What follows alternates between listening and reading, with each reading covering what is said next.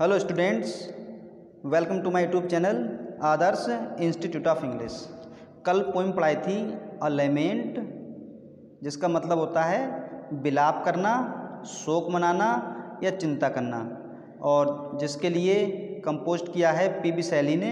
इनका जन्म हुआ था 1792 में और मृत्यु हुई थी 1822 में। मात्र 30 वर्ष की एज में इनकी डेथ हो गई थी और बड़ा ख़तरनाक इनकी डेथ हुई थी। और इस पोएम को जो इन्होंने इसमें पोएम कंपोज की है अ लेमेंट, इस पोएम को कल पढ़ा दिया था। आज इसका सेंट्रल आइडिया और इसकी एक्सप्लेनेशन ये देखना है। ये रही पोएम, पहली स्टेंजा है ये सेकंड स्टेंजा। अब स्टार्ट करते हैं इसका सेंट्रल आइडिया। सेंट्रल आइडिया है a lament is one of the most pathetic poems of शैली।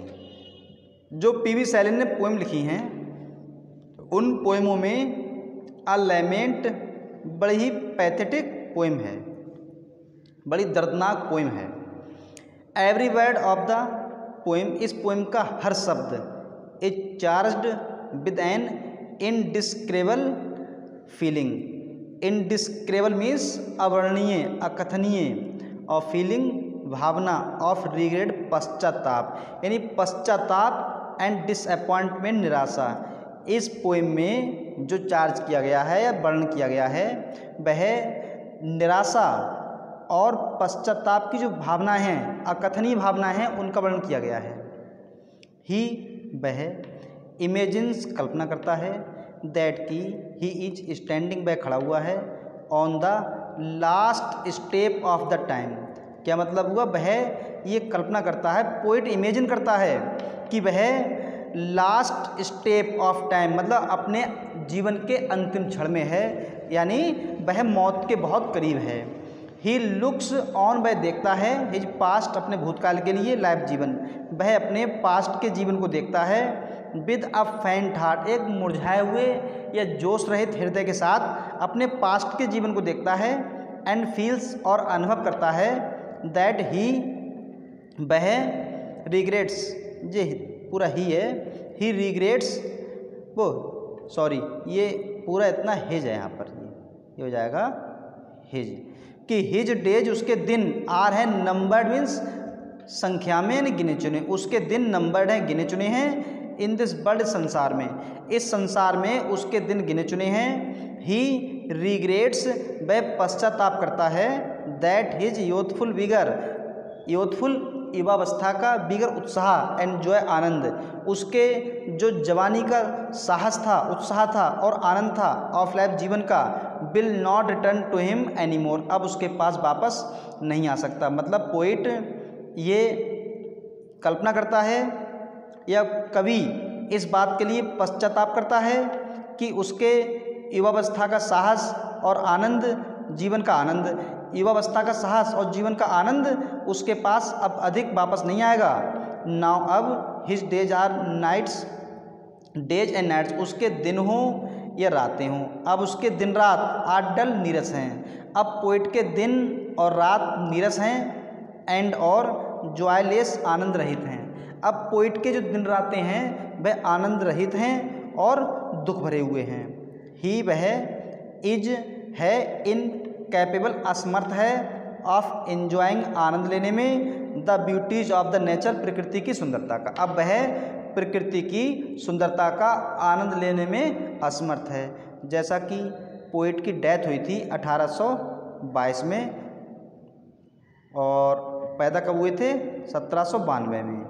तो इस तरह से इनकी डेथ हुई थी। मात्र कितने थे? 30 वर्ष के। तो इसमें 30 वर्ष के थे और इनकी डेथ कैसे हुई थी? एक नाव में बैठकर आ रहे थे ये समुद्र में और बहुत भयंकर तूफान आया, वो नाव पलट गई या समुद्र की धाराओं में फंस गई, तूफान आया, उसी में उनकी डेथ हो गई। वैसे भी ये इनकी अधिकतर पोएम्स ऐसी ही हैं जिसमें ये डिस्क्राइब करते हैं कि जब मेरी मृत्यु हो तो धीरे धीरे मेरी सांस, मतलब शरीर ठंडा होता चला जाए कि समुद्र किनारे में मरूं। तो इनके साथ भी ऐसा ही हुआ, समुद्र में ही इनकी मृत्यु हो गई थी। तो इस पोएम को लिखने से पहले या जब उन्होंने पोएम लिखी थी 1821 में और 21 में ही पब्लिश हो गई थी ये पोएम, तो मात्र 1 वर्ष पहले तो वो इस वर्णन करते हैं कि जब वह युवा थे तो युवावस्था इनकी बड़े आनंद से भरी हुई थी। बसंत ऋतु है, शीत ऋतु है, ग्रीष्म ऋतु है, इन ऋतुओं को देखकर उन्हें आनंद प्राप्त होता था। लेकिन अब जबकि उनकी युवावस्था जा चुकी है, मात्र उनकी कल्पना है ये कि उनकी युवावस्था जा चुकी है, अब वे बुढ़ापे में हैं, तो जो युवावस्था के जो दिन थे वापस नहीं आ सकते। और पहले इनकी जो ऋतुएं थीं, शीत ऋतु, ग्रीष्म ऋतु, वर्षा ऋतु, ये उन्हें आनंद से भरी हुई थी। लेकिन अब यही ऋतुएं, चाहे ग्रीष्म ऋतु हो, शीत ऋतु हो या वर्षा ऋतु हो, बसंत ऋतु हो, अब जब वह इन ऋतुओं को देखता है तो उन्हें पास्ट के आनंद याद आते हैं, इसलिए वह बहुत दुखी होता है। और लास्ट में यही कहता है कि एक बार जब व्यक्ति की युवावस्था यानी जवानी चली जाती है, वह कुछ भी कर ले कभी वापस नहीं आती। तो ये है इसका सेंट्रल आइडिया। अब देखते हैं इसकी एक्सप्लेनेशन। फर्स्ट एक्सप्लेनेशन, रेफरेंस तो क्या कराना बार बार, रेफरेंस सबका सेम ही रहता है। तो करना क्या है, रेफरेंस में क्या हो जाएगा कि this stanza has been taken from the poem, poem का नाम डाल दिया, लिख दिया अ लेमेंट, और कंपोज्ड बाई पीवी शैली, लिख दिया शैली।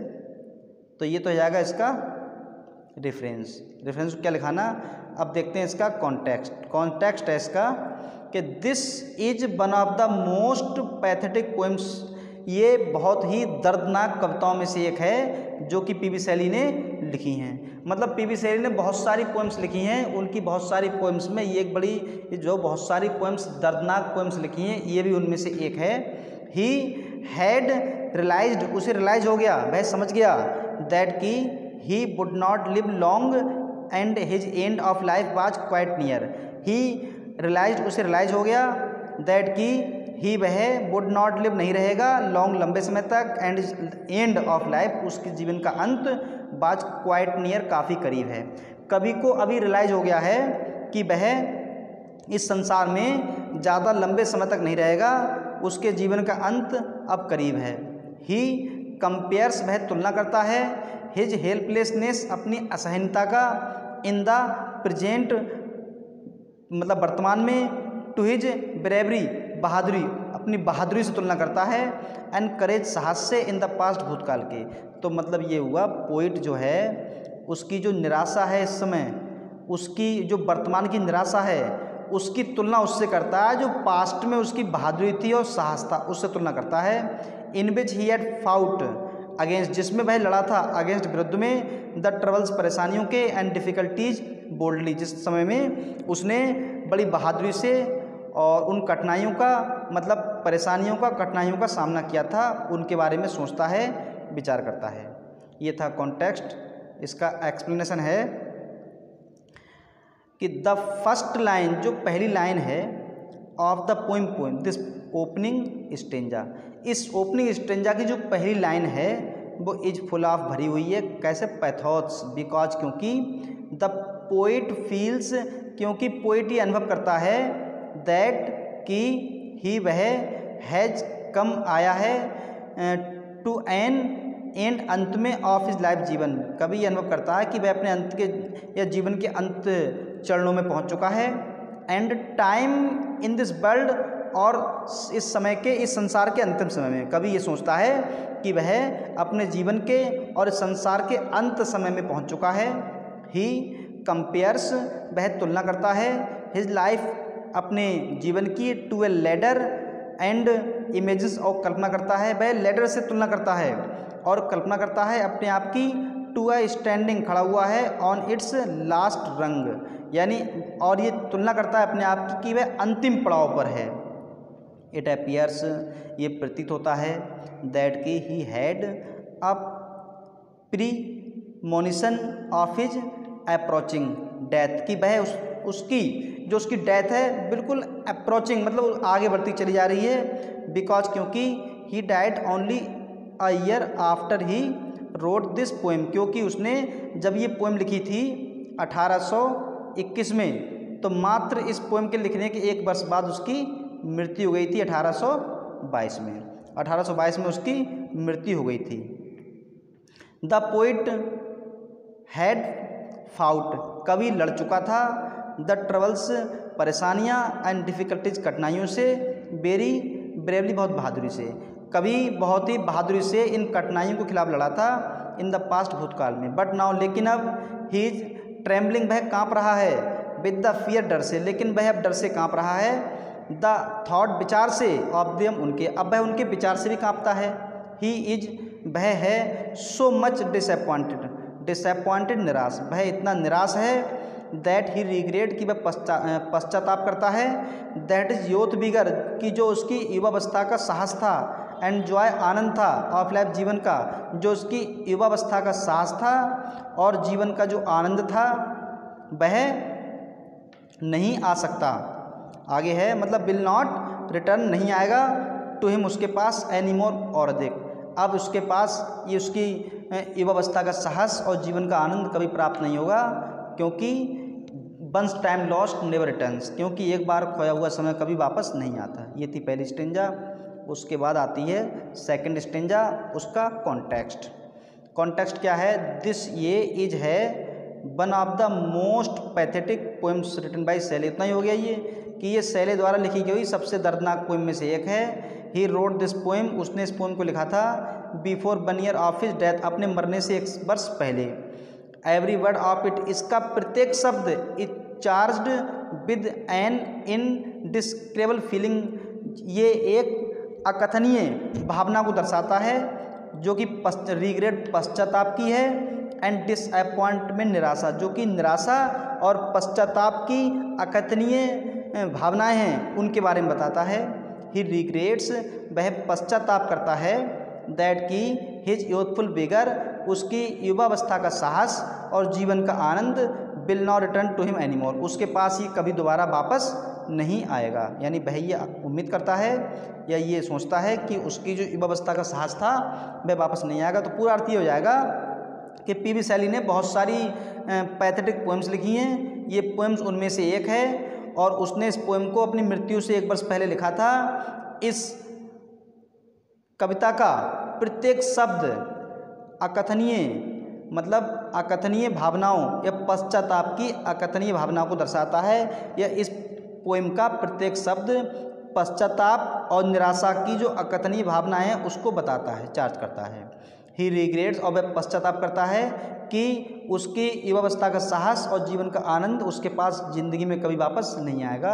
ये था कॉन्टेक्स्ट। और इसका एक्सप्लेनेशन है कि in this concluding lines, in concluding stanza, stanza means stanza, ये जो कंक्लूडिंग स्टेंजा है, अंतिम स्टेंजा है, द पोइट फील्स दैट, कवि अनुभव करता है कि हिज डेज एंड नाइट्स, कि उसके दिन और रात आर डल नीरस हैं, एंड जॉयलेस आनंद रहित हैं, उसके दिन और रात आनंद रहित हैं और नीरस हैं। The joys of his life, उसके जीवन का जो आनंद है, have disappeared from his entire life, उसके पूरे जीवन से ये जा चुका है। द ब्यूटीज ऑफ नेचर, प्रकृति की सुंदरताएं, which use to fill him with joy, प्रकृति की सुंदरताएं जो उसे आनंद से भरा करती थी इन द पास्ट, पास्ट में, now only add to his sorrow, अब ये केवल उसके दुख को ऐड करती हैं, बढ़ाती हैं, एंड डिसअपॉइंटमेंट और निराशा को बढ़ाती हैं। तो क्या मतलब हुआ? यहाँ से हो जाएगा, यहाँ से और डिसअपॉइंटमेंट यहाँ तक इतना अर्थ हो जाएगा कि जो प्रकृति की ब्यूटी सुंदरताएं हैं ये पास्ट में उसे आनंद से भरती थीं, लेकिन अब यही सुंदरताएं उसे दुख और निराशा से भर देती हैं। Instead of sending a thrill of delight, instead of means के बजाय या के स्थान पर, सेंडिंग भेजने के, अ थ्रिल रोमांच, ऑफ डिलाइट आनंद का, इनटू हिज हार्ट उसके हृदय में, मतलब उसके हृदय में आनंद भेजने के अतिरिक्त, they only intensify his regret, वे उसके दुख को बढ़ाती हैं। ही आस्क्स टू हिमसेल्फ, वह अपने आप से पूछता है, weather he would ever get that delight और नॉट, कि वह ऐसे आनंद को कभी प्राप्त करेगा या नहीं। एडवांस, तुरंत, हिज सॉल आंसर्स, तुरंत उसकी आत्मा आंसर देती है, दैट की जॉय हैज़ गॉन, कि उसका जो जॉय था, आनंद था, वह तो जा चुका है। फॉरएवर, फॉरएवर मीन्स सदैव, कि उसका जो आनंद था वह सदैव के लिए जा चुका है, and return never to return, और कभी वापस नहीं आएगा। तो ये था इसका रेफरेंस, कॉन्टेक्स्ट और एक्सप्लेनेशन, जो कि पोइम थी आपकी अ लेमेंट, जिसे कंपोज किया था पीबी शैली ने, जो कि एक यंग जनरेशन के रोमांटिक पोइट थे। आज की वीडियो में बस इतना ही। Thanks for watching.